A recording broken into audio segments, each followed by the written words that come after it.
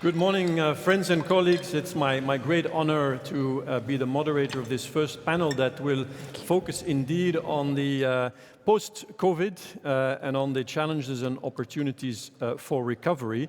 I remember being at the A4E Summit 2 years ago, beginning of March 2020, literally a few days before the pandemic or the confinement started. And there was a very special atmosphere at the time, which was one of optimism, I remember, even though things were going downhill. And I remember people saying at the time, oh, this will be over by June.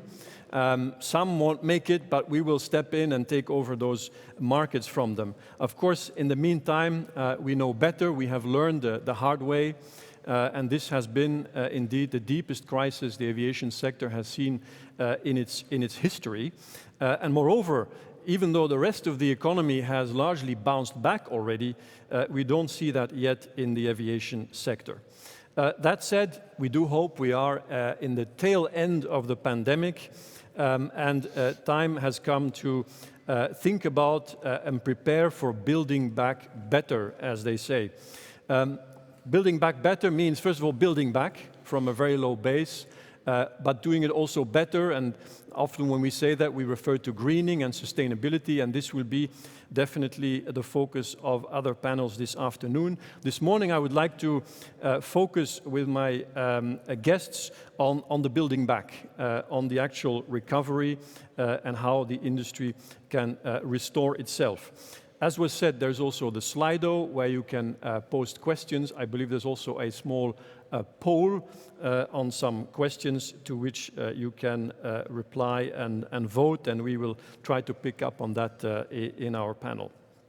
Now, for this task, I am joined by Christine Ourmières-Widener, who is the CEO of TAP Portugal. Good morning. I'm also joined by Kata, Cserep, who is a Vice President and a Global Director for Aviation at ICF. And finally, by Dalton Phillips, the CEO of Dublin Airport, and also currently First Vice President of ACI Europe. So a very good morning, and let me move over to my chair to continue. And I would like to start with Kata. You are the honest broker, the independent voice on our panel, and I would like to invite you to give us a bit of context for our discussion with some facts and figures. Kata, please. Thank you. Thanks, Filip. Thank you for having me. It's a pleasure to be here. I have 3 slides just to set the scene. I think they're being loaded. Hopefully you can see them. So we need to think about where we're starting from. As Filip said, the focus of this panel is on the recovery, but let's just take stock, set the scene of just how bad things have been. I have a slide here where I'm looking at comparison of passengers and revenues relative to 2019. This is what we're comparing ourselves to. So what does that look like? Really bad, we know that. As of last year, we were just over half of 2019 levels in terms of passengers globally. That means 5 billion passenger journeys did not take place over the last 2 years. In terms of revenues, everybody has suffered. Airlines, my right, airports on my left. Pretty much in the same boat, relatively speaking, not surprising, all linked to passenger numbers. In terms of the foregone revenues over these last 2 years, 800 billion has been lost by airlines. Revenue that will not come back. On the airport side, it's around 200 billion globally. This is the global picture. I know this is a European-focused conference, so let's look at how Europe compares to the global average. Worse. Why is that? Primarily travel restrictions, the nature of the traffic, so all of the long-haul flows that have completely stopped over this time have contributed to that. And on the plus side, the larger domestic markets in the US, for example, China and others, have benefited from greater resilience during the lockdowns. Just look at how this has evolved, just as a reminder of what the industry's been through, so we can think about what the future looks like. This will be pretty familiar to many of you. 2020 started off pretty well compared to 2019. COVID hit, everything fell off a cliff. We know this. It was a shocking, awful time. Nobody knew what was going on. 2021, things started to improve and things were looking pretty hopeful until then Omicron hit and things took a step back once again. In terms of where 2022 is, as Carsten earlier was saying, things are looking more hopeful. And if we look ahead to capacity, as well as year-to-date passenger numbers, we're looking like we're edging up to around 85–90%. I'll touch on the next slide in terms of how that splits, because it's certainly not a uniform picture. But although there is clearly pent-up demand, the headwinds continue to come and the shocks continue to come. There is still great uncertainty in terms of long-haul travel, in terms of links to China, also already mentioned. There are also very low rates of vaccination in significant parts of the world, which will continue to pose challenges for those who wish to travel to and from there. Fuel prices will be on many people's minds here in this room and are certainly going to be a source of additional cost at a most unwelcome time. And then, of course, Ukraine, we've already touched on, certainly has knocked traveller confidence, although so far, based on forward bookings, it looks like it is not considered to be as significant as some of the other shocks we've had to endure. For the year overall, if we consider the slow start to 2022, we can probably estimate, if all goes well, and I would say that there's probably more downside risk than upside risk, that we'll end the year at around 80% of 2019 levels. So still a long way to go. So in terms of the financial hole that the industry needs to come out of, we're continuing to add to it this year. Like previous crises, if we think back to the global financial crisis, the recovery affected airports, airlines very differently. Some struggled to get back to their 2007 levels for some time. And we expect that to be the same this time around. If we look at the capacity that we're looking at from April to September this year, again, relative to 2019, there's a really wide range. The primarily leisure markets are doing pretty well, and they're already above 2019 levels. There's a huge amount of pent-up demand, as we all know, as we are all desperate to get away on holiday. In terms of the actual market flows, China is an absolute outlier in terms of being still less than 10% below 2019 levels. Not surprisingly, the policies related to COVID make travel extremely difficult and capacity almost non-existent. However, on the positive side, again, mostly leisure, medium-haul markets are recovering well and capacity is coming back into the system, which of course also plays out in the airline space. There is a very wide range according to business model and to primarily the markets that are served. If we look at the fastest growing LCCs, who are at the bottom of the chart, who have continued to add to their fleets, add to their capacity throughout the pandemic, you'll see that they are well over 100% of 2019 levels. The network carriers, who are more exposed to those long-haul markets that remain restricted, are not surprisingly at the lower end. But this, if we look at this all together, we get to around the 80% mark that we can expect this year. So in terms of policies, and that's what we're going to be talking about, there are many. This is a multifaceted challenge. The way I've thought about it in terms of the key areas is what does the recovery actually need? We need demand certainty, and demand certainty plays into the travel restrictions which have wreaked such havoc, particularly on European aviation, with different countries implementing different policies at different times. There is also the passenger confidence, and a lot plays into that, whether that's geopolitical, whether that's health, and just the uncertainty of how you can travel. There's also supply certainty.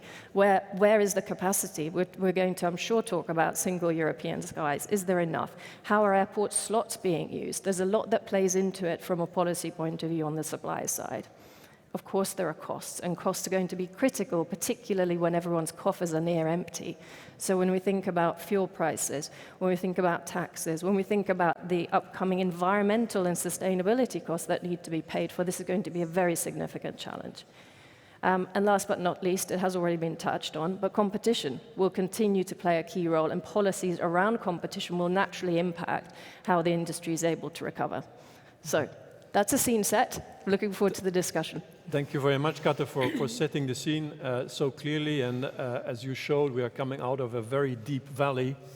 And the first task was to climb out of that valley. And I would like to focus first a few minutes on the short-term outlook. And starting with you, Christine, we heard Carsten Spohr earlier on expressing some optimism about the rest of the year. Do you share that optimism? I think we share this optimism because, in fact, we are putting in place a significant increase of our seats for this summer. You've seen the curve. We are absolutely consistent with the trend moving from ending last year. We are more at 70%, but the industry was at 60%. We are moving above 85% during our peak season this summer. It's optimism on we think that our customers want to fly, and they show that by booking flights. Portugal is also a very trendy destination, so we have also this lucky place in Europe. At the same time, it's also creating a difficulty. It's more how do you ramp up our aviation infrastructure from a 60% capacity, and we had a record on-time performance results, but when you are not at 70%, it's easy to be on time, even for our colleagues of the airports. I'm not but when you move from 60% to 85 or plus %, it's our concern. How we will manage this growth in a record time when we have seen so many people leaving, when we have to recruit back people, when some recruitment are complicated. We have seen recently difficulty in Dublin Airport, in Heathrow Airport on some operational challenges, and we are all part of the same ecosystem. So it's, yes, the demand is coming back. Are we well prepared, and how do we prepare even better to make sure we are delivering to our customer what they are expecting from us? Thank you, Christine. Over to Dalton now. And first of all, welcome to the Lion's Den. What is your view from the airport community on or expectations rather, for the short-term outlook? So I won't repeat what's been said, but it's getting very spiky very quickly. If you look at February was double January, March is double February. We're going into Easter now. Easter holidays coming up. And keeping up with the demand is really difficult. I think we've probably all in this room got staffing challenges.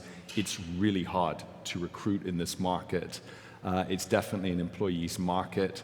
And I think we're, certainly in our case, finding it challenging to keep up with the pent-up demand, which in our case, in terms of our best case scenario, we're now seeing demand 30% higher than the best case scenario that we had earlier in the year. So operationally very challenging, and longer term a number of other challenges, but I'm sure we'll get into them. Yeah. So you both mentioned the issue of ramping up capacity, rehiring staff as an issue. Do you see other risk factors in the coming months, like consumer confidence was mentioned before, or perhaps a resurgence of the pandemic? Would we be well prepared to deal with it? I think, as what said this morning, I think we need to learn from mistakes or from making sure we can do better and it's the culture we have in our industry, and I think we need to start this exercise sooner than later to make sure we are putting in place a number of initiatives not to find ourselves in the same situations. That's one. I think on the challenges right now are more all the consequences of the tragedy in Ukraine to start with, and we don't know yet what will be the real impact on demand. There are already impact on some of our colleagues who are definitely overflying Ukraine, so for them it's a huge impact for this summer.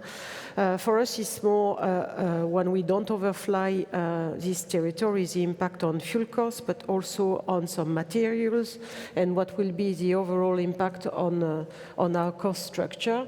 And it will also impact the demand of customers if inflation keep on, and that's the forecast. So what will be the impact on demand if inflation is really at record level? So there is uncertainty everywhere, and that's what we will have to manage. Yeah. Kata, do you agree with that, or do you see other risk factors in the immediate coming months? I think there's plenty of risks. I don't want to depress altogether. I absolutely. I see the unpredictability, which represents these operational challenges, which are, frankly, the aviation industry is pretty good generally with dealing with, but nobody has ever dealt with it on this scale. So this is absolutely testing things. The other risk that I see is as it relates to cost. costs as the travelers who want to travel, but they're experiencing this cost of living increase in all areas of their lives, and costs in aviation are only pointing in one direction. So aviation will have increases in cost throughout, and that will have to pass through to passengers. And then the question is going to be, what's the elasticity, or what's the response to that? Where is the balance of the price sensitivity and the strength of the demand? That's a really hard one to call, and I personally suspect it will be a dampener in some of the markets as those costs get passed through. Yeah. Dalton, you referred to the issue of ramping up. What's the impact of the remaining health rules? Because obviously they constrain your capacity in the airport and in the passenger flow. Do you expect them to, do you need them to disappear, or are you able to increase passenger numbers even with some remaining measures? No, look, the remaining health restrictions are not really constraining capacity. So I think we're through the worst of that. And I think, look, the big issue is cost. Yeah. And that's the elephant in the room. And it's the elephant in the room.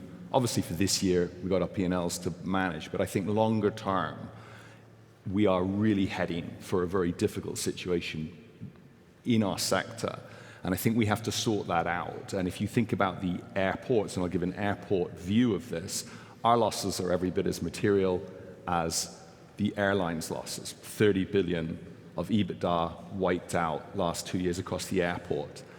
And in the same way that the airlines have massively cut costs, the airports have massively cut costs. If I take our business, we took our costs down by 40%. We took wages down by up to 45% across everybody. So I think we've all done a good job in reducing costs. There's been a lot of state aid flowing around. Mm-hmm. Airports received 5 billion. I think the airlines received about 8 times that, so nearly 40 billion. So there's been a lot of money sloshing around. It's been disproportionate. We haven't all felt it at the same level. But all of us are massively more in debt now. And if you think about airports, double the debt. Look, it'll be similar for the airlines. But where I'm getting to is we've had to curtail CapEx into the businesses. So 60% across airports, reduction in terms of capital.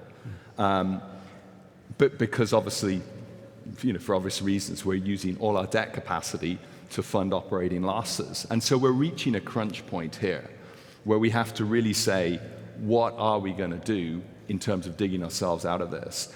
And when you think about airports, they're not all state-owned monopolies, as is often said. And if you think about the big, 40% of airports have private capital in them, 40%. But those 40% represent 80% of all the traffic that's going through the network. So these are competitive commercial businesses. They're not state-owned monopolies. And I think we need to have a mature conversation about what's coming at us.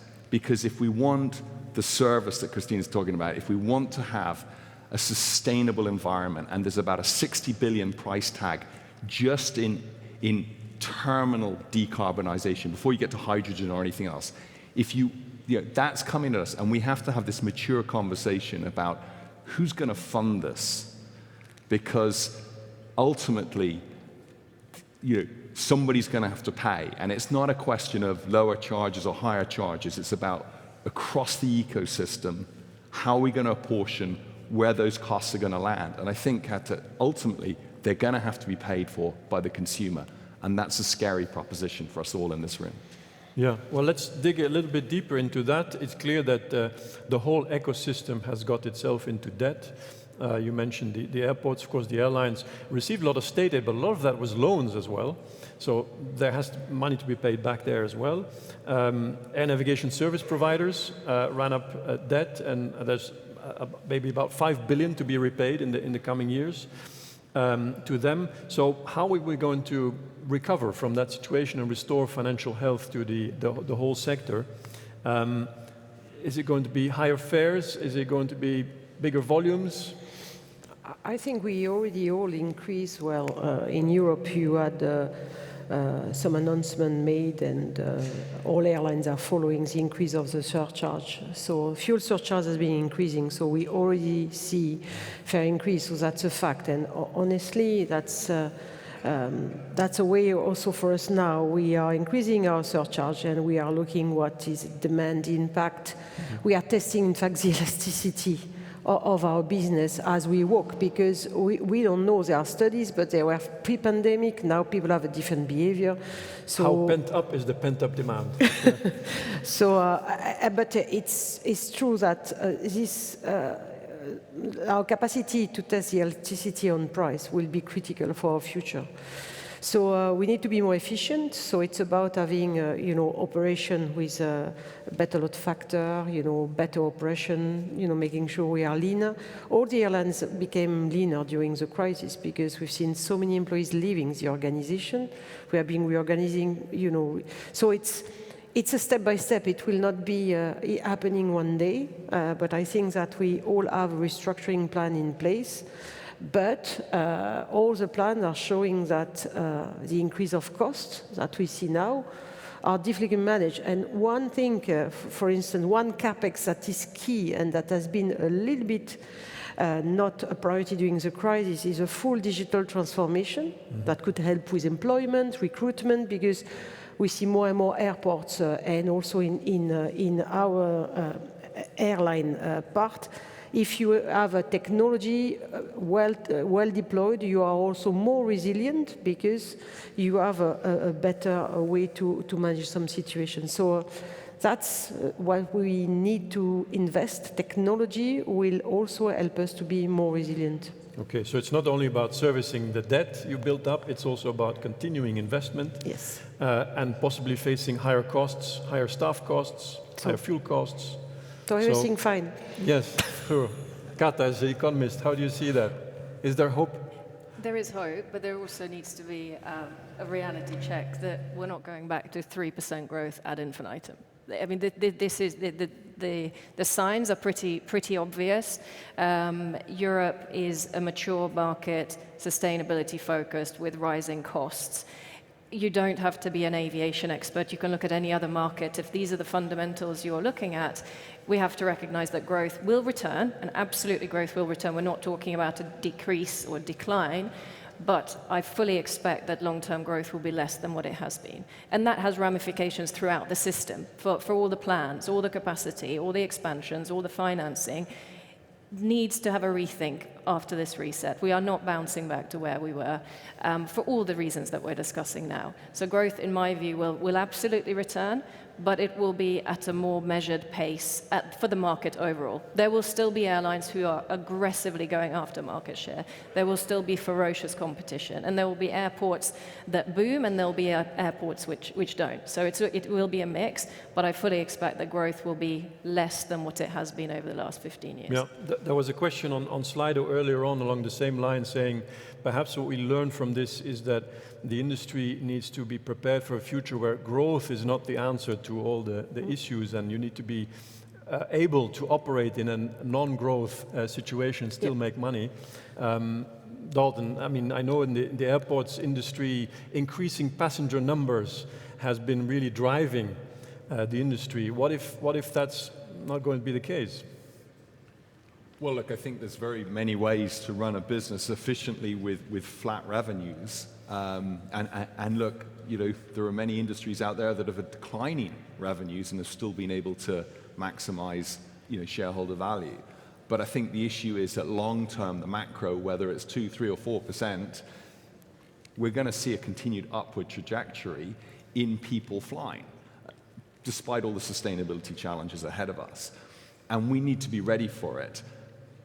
And that needs infrastructure. We need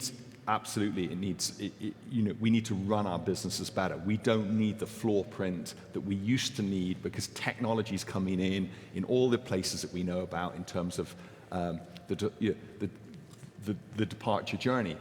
But the infrastructure needs to be thought about and planned now for 5 and 10 years' time. And I don't think we're having that conversation at the right level at the moment, because we're all of us, airlines and airports, are in there today.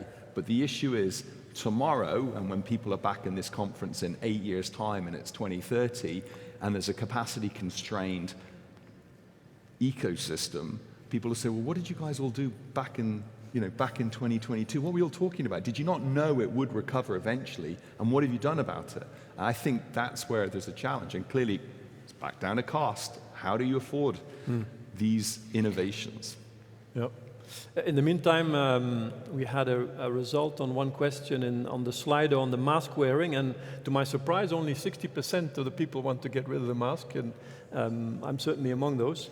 But it shows perhaps it's not perceived to be such a burden, or let's say a drag on the process as you were saying before. But still, we hope to get rid of it, just for comfort reasons to begin with. Okay, so Christine, on your side, what will you be doing different in the future to be more resilient? I think that you mentioned already digitalization. Digitalization, Yep. but we are all trying to develop technology. But I think that just to come back on what you just said, I think to do better, we need to flexibilize more our costs. So that's not easy in the airline industry, but because in fact, when you grow because you have better way to with growth to balance your fixed cost. So this work on having a significant percentage on variable costs compared to fixed costs is something that we are doing, like all our colleagues. We are negotiating all our CLAs again with our employees. So we have 14 unions. So it's an interesting process, but it's a top priority because all the costs have to be aligned on our activity.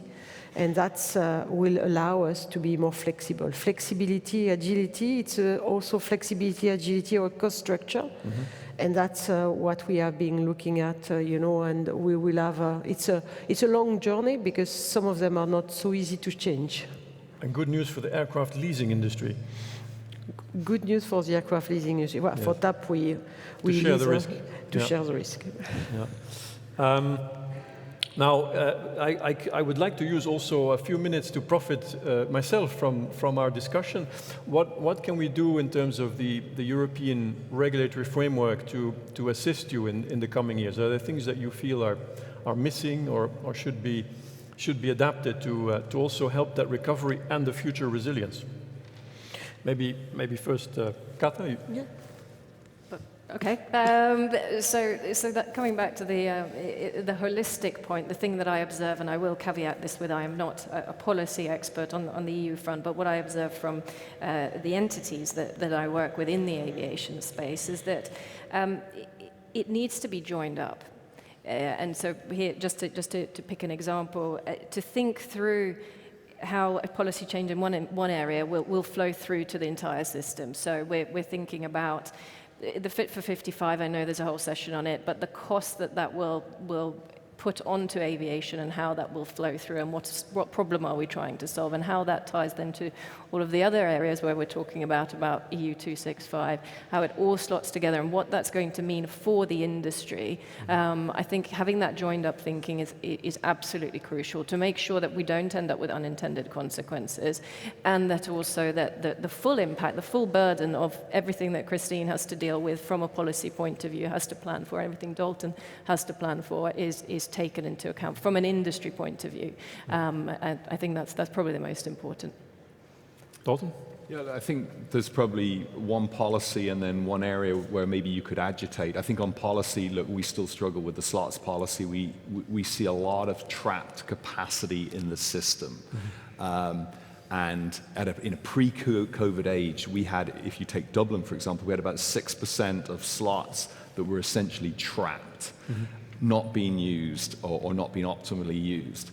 And I think we've got to look at how we're going to release this capacity because we need the capacity. So that's sort of on the policy. On the agitation, I think we've still got to challenge ourselves, and maybe this is where you can be involved, in terms of how we can share information more freely. So I'm new to this sector. I've only been in it 5 years. Spent 25 years in the grocery sector, so in the food sector. And there is unbelievable transparency all the way through the supply chain, from the farmer all the way to the shelf in terms of how that supply chain is working. And information's flowing up and down so that you're trying to smooth the supply chains because otherwise you're getting big bullwhips.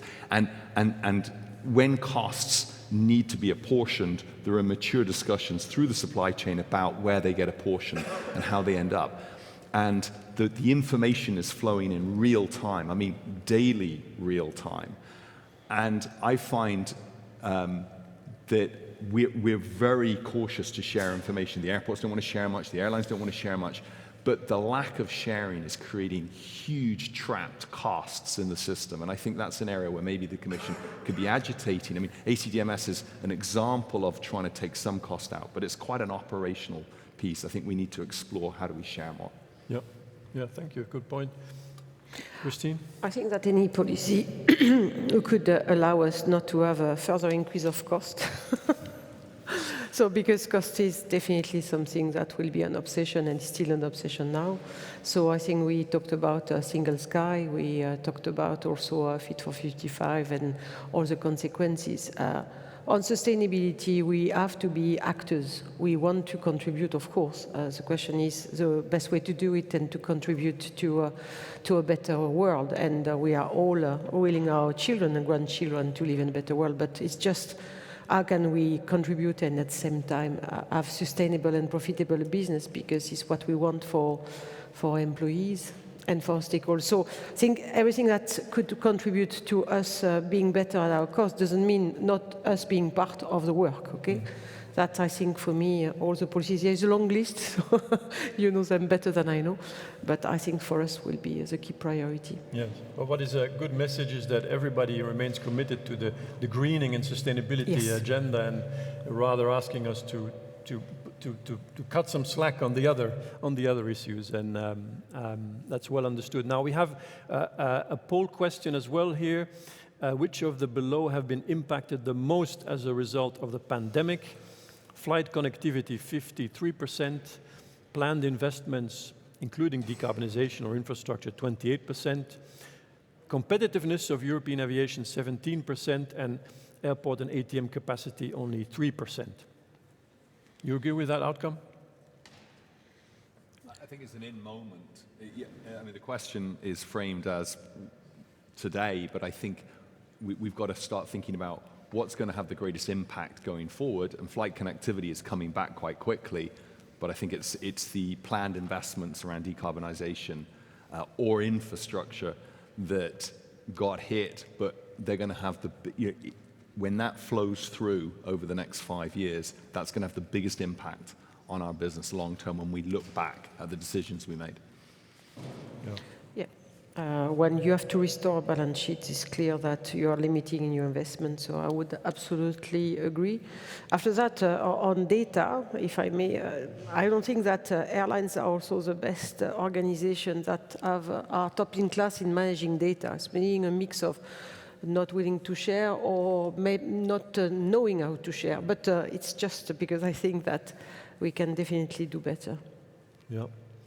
Thank you very much. I think it's time to wrap up. I take away this very nice message that definitely having learned from this deep crisis and having suffered all together, all the parts of the ecosystem in the future should sit together and work out a joint future by sharing information and by working together also with the regulator to create an overall favorable climate for the recovery and the future resilience. Thank you very much for having joined me on this panel. Thank you.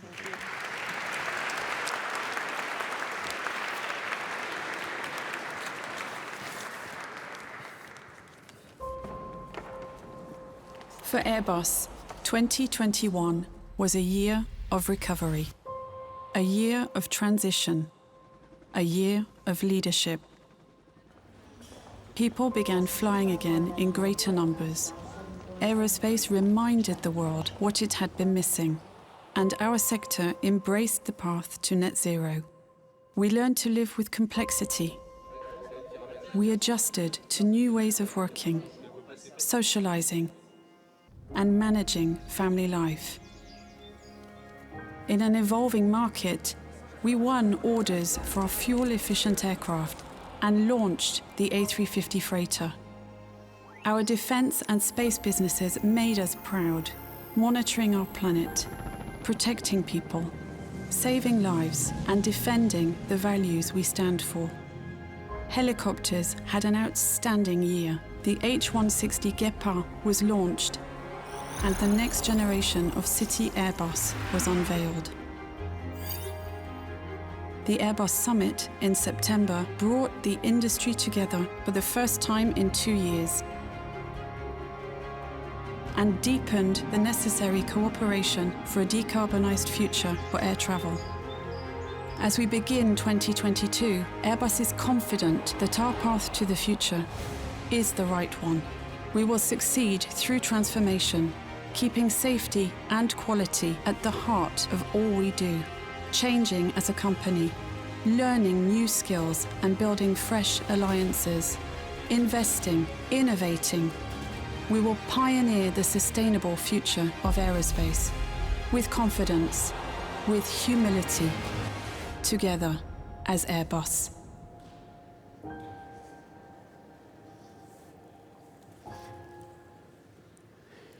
So now we have an opportunity to hear from Airbus, who are making the keynote speech now. Airbus are a platinum sponsor of the event. I would really appreciate their support. And joining us on the stage, I'd like you to welcome Airbus Executive Vice President Region and Sales Europe, Wouter van Wersch.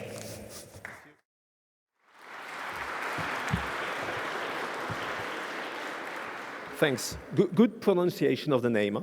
Thanks. So it's a great pleasure to be here today with all of you and to share some thoughts on where our industry is standing. I do realize I'm the last obstacle between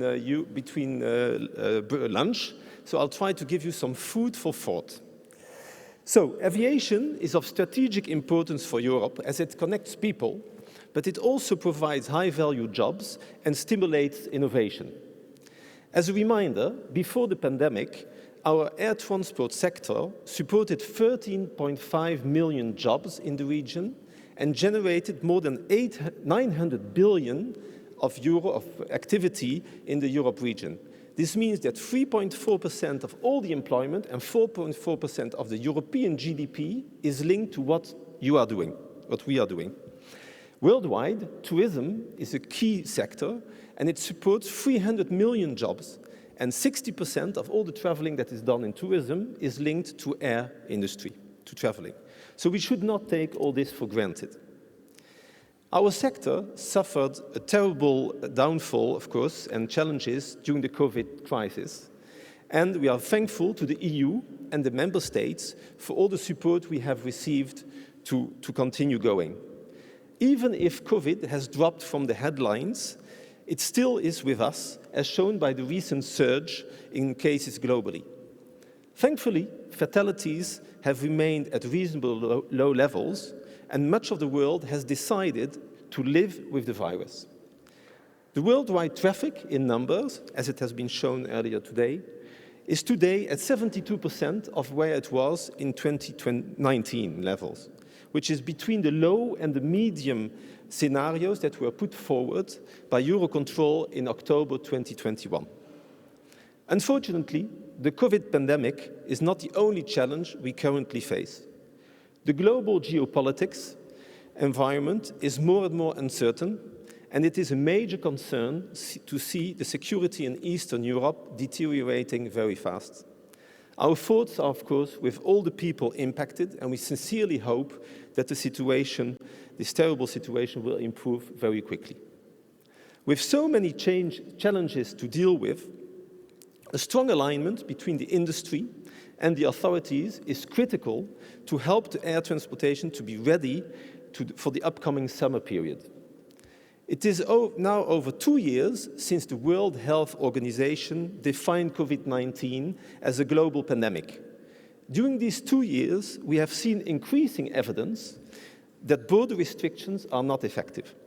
The latest research also confirms that by the time a new variant is identified and restrictions are in place, cross-border transmission has already happened. Today, Europe's population's immunity is strong and COVID-19 is becoming an endemic disease. The time has come for us to mainly focus our activities on surveillance. We therefore fully agree with ACI Europe and IATA's recommendation to remove all remaining COVID-19 travel restrictions applying to the intra-EU and the Schengen area traveling. For us, at Airbus, we expect the commercial market to recover to pre-COVID-19 levels before 23 and 25, led by the single-aisle market. We see airlines queuing up for delivery slots on single-aisle, and we are ramping up production in order to meet that demand.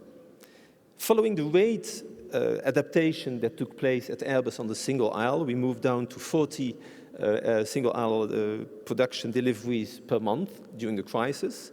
We have engaged in a strong acceleration of our rates. So we were at 45 at the end of last year, and the plan is to go up to 65 by the summer of 23.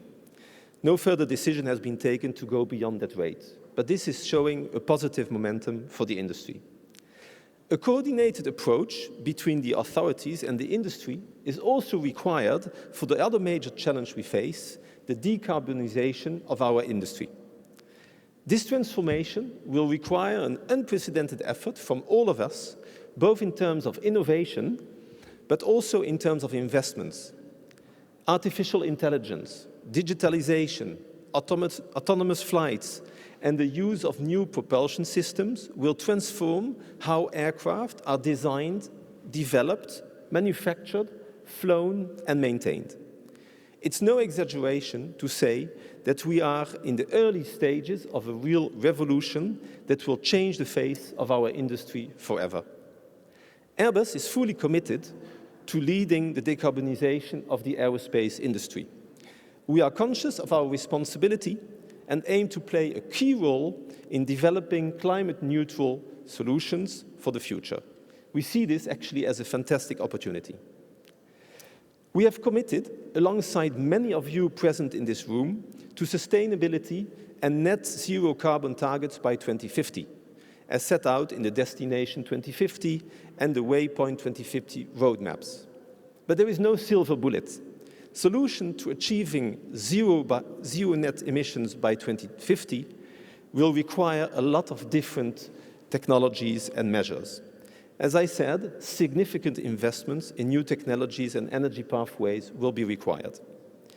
In the very short term, as it has been mentioned in one of the panels this morning, fleet replacement can provide immediate benefits through fuel efficiency improvements that can go up to 25%. And many of the airlines in the room are doing this today.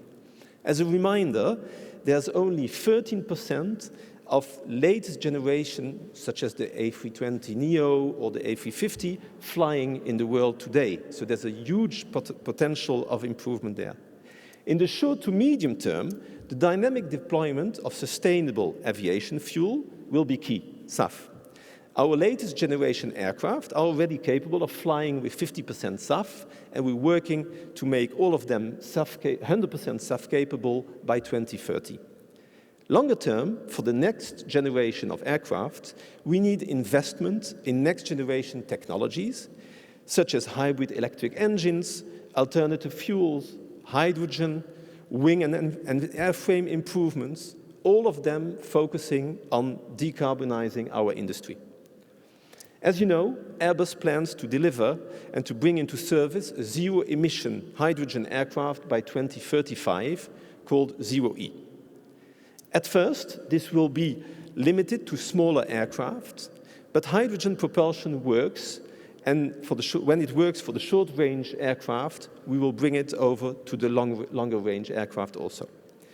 This means we'll be able to fly without emissions and with minimal impact on the environment without sacrificing safety and reliability. In our view, aviation is actually the right mode of transport for the future when it comes to preserving our planet.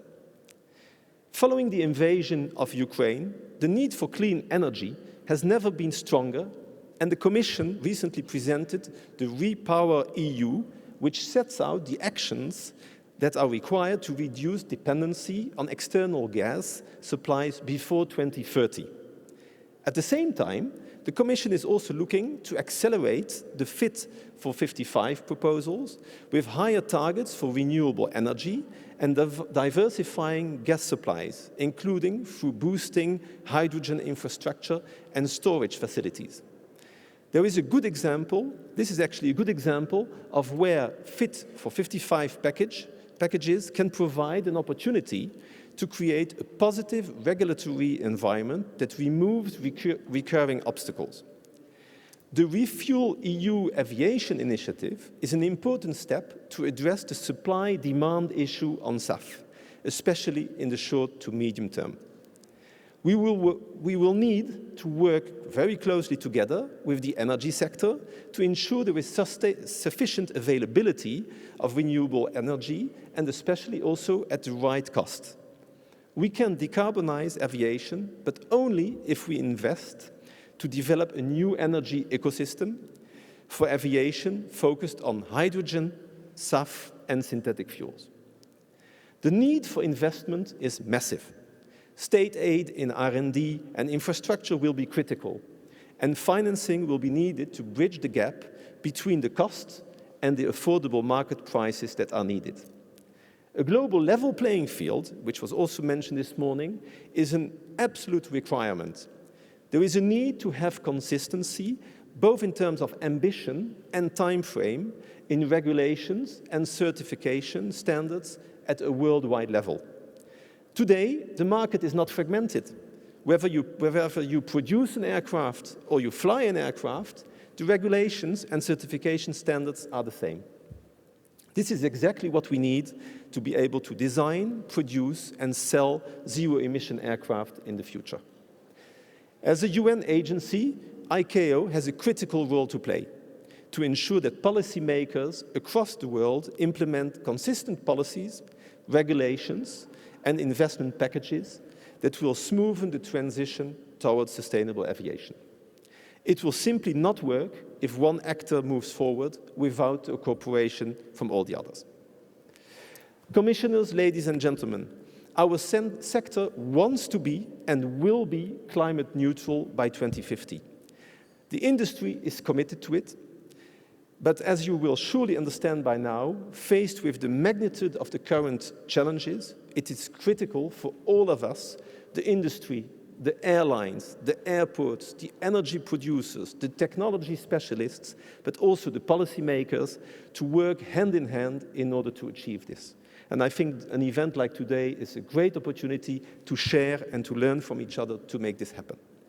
At Airbus, we are playing our part, and we are looking forward to meeting the challenges ahead of us all together with you and make it happen. Thanks a lot for your attention.